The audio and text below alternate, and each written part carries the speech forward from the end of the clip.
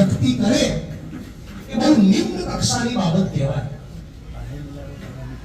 વાત એવી હતી કે 23 ઓક્ટોબરના દિવસે વિજયભાઈ નામના એક અરજદાર એ પોતાના કેટલાક પ્રશ્નોની રજૂઆત માટે એ મહીસાગર જિલ્લા કલેક્ટરના ત્યાં જાય છે અને કલેક્ટર સાથે એમની તકરાર થાય છે.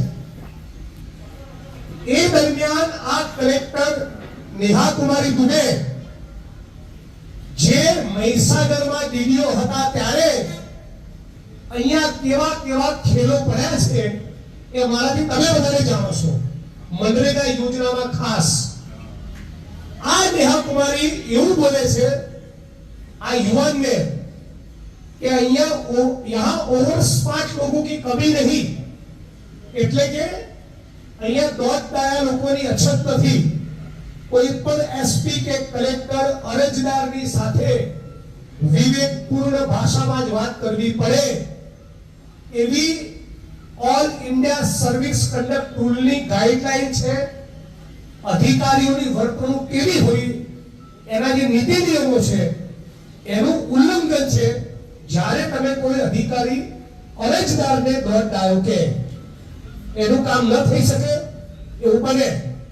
ધારાસભ્ય તરીકે હું દાહોદમાં જનમંચનો કાર્યક્રમ રાખું કે મારા મત વિસ્તારમાં લોક દરબાર ભરું અને લોકો અરજદારો અરજી લઈને આવે તો જરૂરી નથી કે બધાના કામ થાય, પણ એની વાત સાંભળવી એ મારી જવાબદારી છે.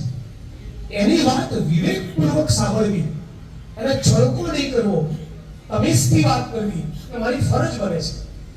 અને અધિકારી માટે તો સ્પષ્ટ લેખિતમાં ગાઈડલાઈન છે કે તમે જ્યારે વંચિત વર્ગના લોકો સાથે વાત કરતા હો તો તમારે સવિશેષ ધ્યાન રાખવું પડે. આ વિજય પરમાર નામના યુવાનને આ કલેક્ટર એવું બોલ્યા कि ओवर 5 लोगों की कमी नहीं, चप्पल खोलकर मारने जैसा है हरामी साला.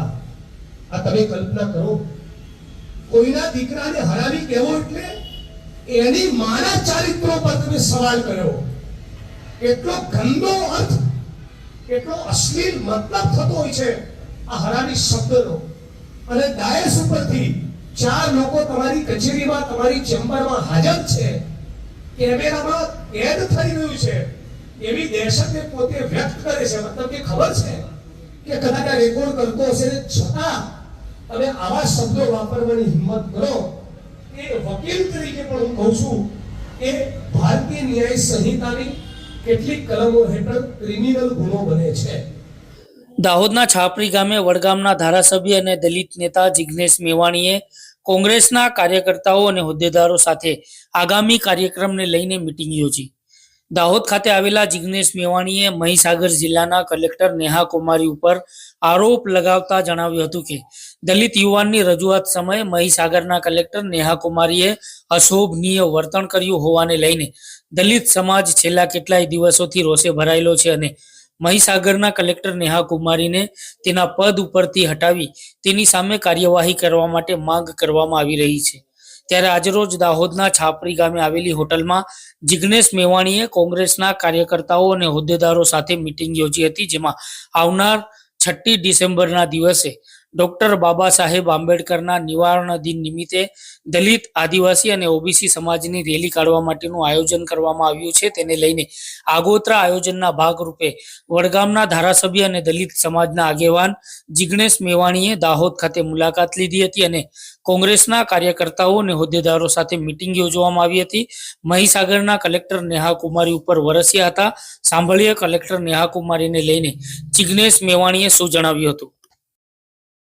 મહીસાગરના જિલ્લા કલેક્ટર નેહા કુમારીએ 23 ઓક્ટોબરના દિવસે તાલુકા સંકલનના કાર્યક્રમમાં, તાલુકા સ્વાગતના કાર્યક્રમના મંચ ઉપરથી એક કલેક્ટર કક્ષાના વ્યક્તિ કે કોઈ પણ સનદી અધિકારીને ન શોભે એવા અત્યંત ગંદા, અશ્લીલ અને નિમ્ન કક્ષાના શબ્દોનો પ્રયોગ એક દલિત સમાજના યુવાન માટે અને સમગ્ર આદિવાસી અને દલિત સમાજ માટે અને વકીલ આલમ માટે કર્યો છે.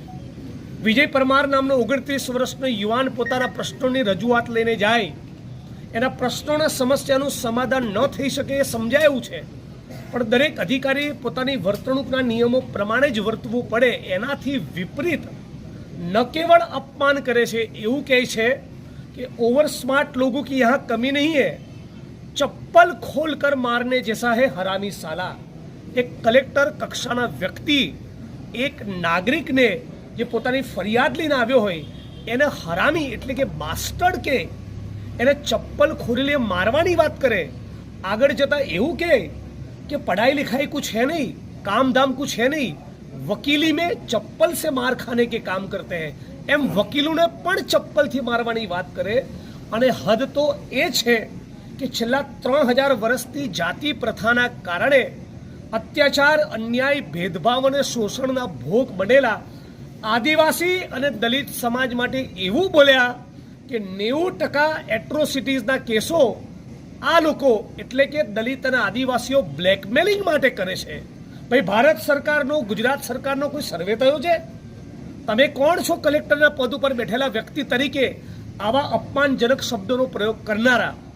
એટલે મોદી સરનેમવાળા શબ્દ પ્રયોગ બદલ રાહુલ ગાંધી સામે ખોટી ફરિયાદ થઈ શકે, પ્રધાનમંત્રી સામે એક ટ્વીટ કરવા બદલ આસામ પોલીસ દ્વારા મારી ધરપકડ થઈ શકે, તો દલિત સમાજના યુવાનને હરામી કહેવા બદલ અને સમગ્ર ભારત અને ગુજરાતના આદિવાસી દલિતોનું અપમાન કરવા બદલ આ મહીસાગર કલેક્ટર નેહા કુમારી દુબે સામે સસ્પેન્શનના પગલાં ભરી એફઆઈઆર કરી એમની ધરપકડ કરવામાં આવે એવી માંગ સાથે મહીસાગર જિલ્લામાં 6 ડિસેમ્બર ડૉક્ટર બાબા સાહેબ આંબેડકરના નિર્વાણ દિન નિમિત્તે એક જબરદસ્ત દલિત આદિવાસી ઓબીસી સમાજની રેલી કરવાના છીએ।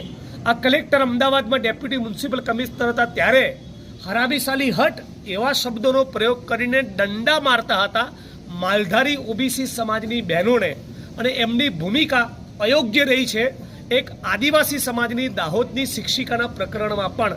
એટલે બધાના કારણે આદિવાસી ઓબીસી દલિત સમાજના નારાજગી છે, અને અમે બધા જ લોકો સાથે મળીને 6 ડિસેમ્બર એક મોટો મોરચો એમના એફઆઈઆર એમની સામે થાય, એમની ધરપકડની માંગ સામે કરવાના છીએ। એના માટે આજે દાહોદમાં સંકલન મિટિંગનું આયોજન કરેલું છે।